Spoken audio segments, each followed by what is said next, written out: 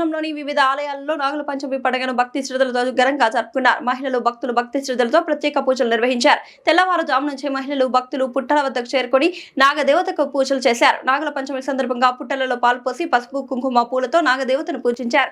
నాగదేవతకు నైవేద్యాలు సమర్పించి కుటుంబ సభ్యులు ఆయురారోగ్యాలతో అష్టైశ్వర్యాలతో సుఖ సంతోషాలతో ఉండాలని భక్తులు మొక్కులు చెల్లించుకున్నారు. ప్రతి ఏటా శ్రావణ మాసంలో శుక్లపక్ష పంచమి తేదీ నాడు ఈ నాగ పంచమి పండుగను జరుపుకుంటారు. హిందూ సాంప్రదాయంలో నాగుపాము ఒక భాగం. ఎందుకంటే హిందువులు పామును దేవతగా కొలుస్తారు. అంతేకాకుండా సర్పాలను ఆరాధిస్తూ నాగపంచమి, నాగుల చవితి వంటి పండుగలను కూడా మన దేశంలో జరుపుకుంటారు. నాగపంచమి నాడు సర్పాలను పూజించడం వల్ల విషపూరితమైన పాముల నుండి రక్షణ లభించడమే కాకుండా జీవితంలో శ్రేయస్సు, పురోగతి ఉంటుందని ప్రజలు నమ్ముతారు.